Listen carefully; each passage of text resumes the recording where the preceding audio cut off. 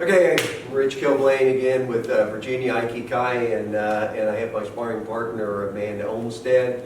Okay, so this class we're going to talk about the Aikido counters to close-in punching. That's the uppercut, there's your body shots, and the hook. Okay, we'll start with the uppercut. Now let me describe the context. Actually, you probably, well, I'll just leave you there. It's usually part of a 3-count combination. When I'm throwing it, I like to throw the jab, uppercut, get the head up, and then finish with a hook, like that. Okay. So now, if you reverse that, so they'll be able to see it, your stance. All right.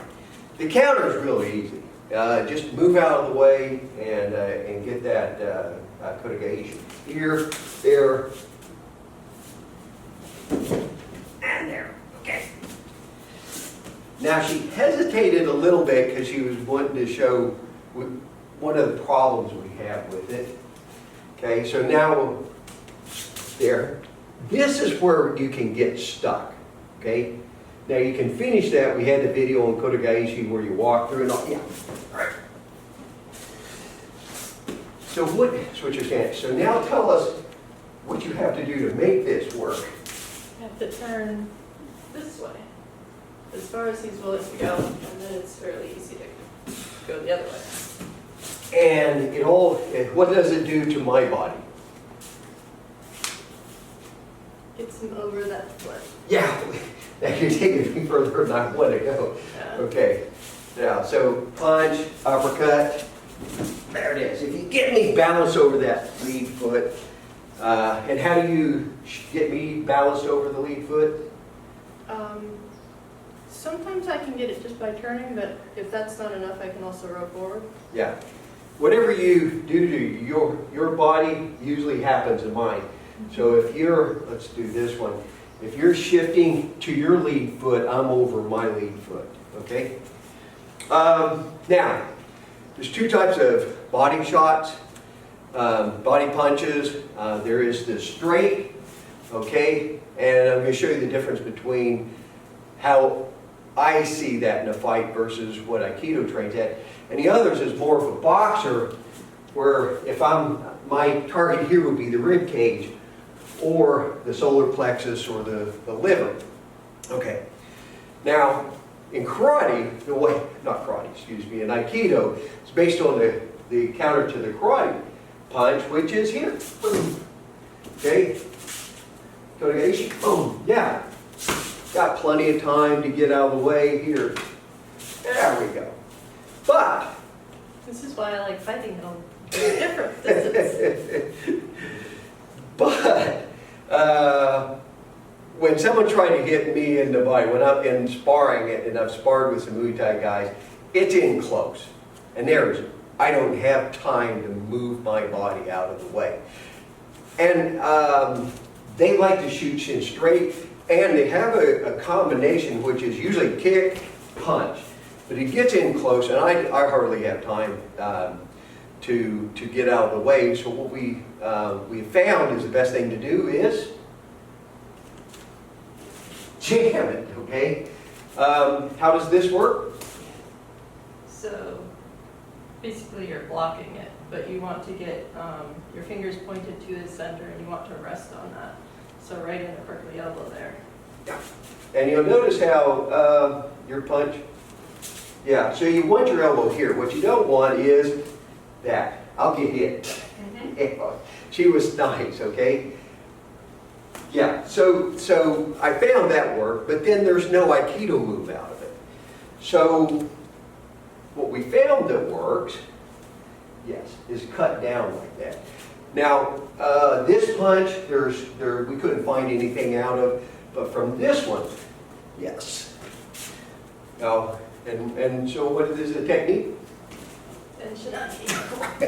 If there was two techniques I thought we would never get in sparring is tenshin nage and kaiten nage. We figured it out in this. So explain how you get it. So should probably explain this one. Okay, all right.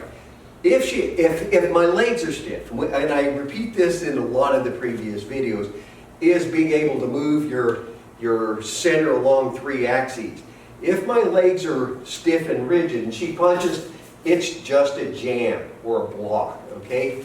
But if I can drop my hip, there, my hip drops, it moves her, and when I come up like this, that would be an atemi or an uppercut.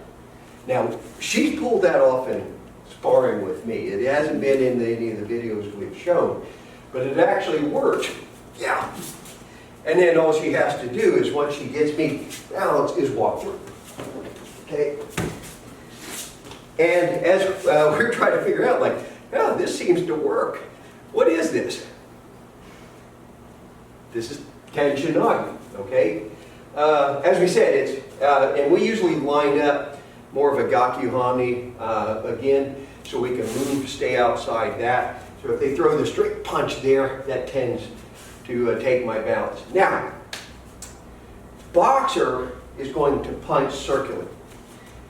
So if I'm going to the rib cage, yes. So what she wants to do is move out of the way, finish it, yes. And how do you want to catch this punch? Right in the elbow again, and then sink on it. Okay, if I go for your solar plex, yeah, it's the same thing the other way. Right, okay. So, I'll point something out. When I do it, I like to kind of like fall on it here. She's used to keeping her distance, making me do most of the work, okay? So that's probably only, but it's it basically, there. You know, it's kind of like jamming with here and then turn them over. Now, what do you do from that? Well, if he doesn't do anything, then you pretty much don't do anything either. Yeah, I'm a statue And now. if he were to try to punch you, I want to get behind him because that's not a good place to be. Yeah, if you go back and watch the sparring video where she's throwing me around over here, she actually pulled it off by accident. I threw the punch, and what were you trying to do? Avoid that punch. Right, and we're just spinning around like that. That's all I can do now.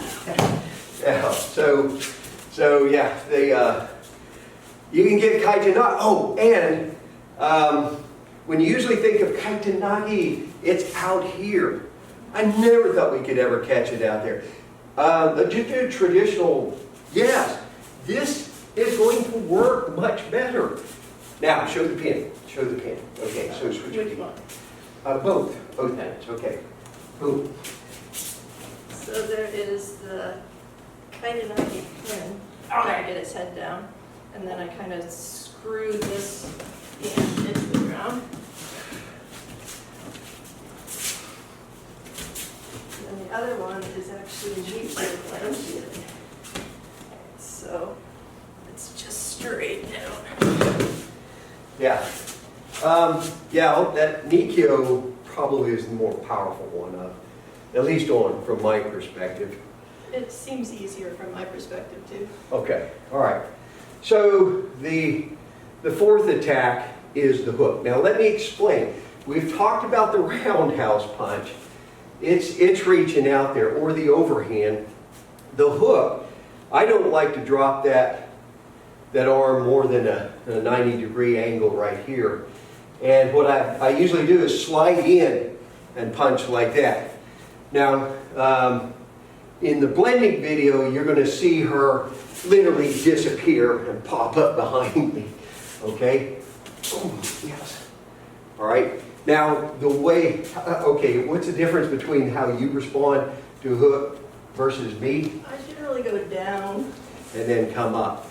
With me, and this is more my boxing style, there, I like to duck it. And maybe it's because my legs are stiff.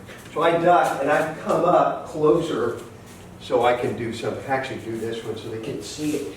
Now, so I'm here, so I can. Part of it is probably because you get a lot of momentum when you move, and I don't have to. Oh yeah, that's right. Because I am trying. Yeah, you end up behind me because, yeah, I'm trying to knock your head off. Okay, all right.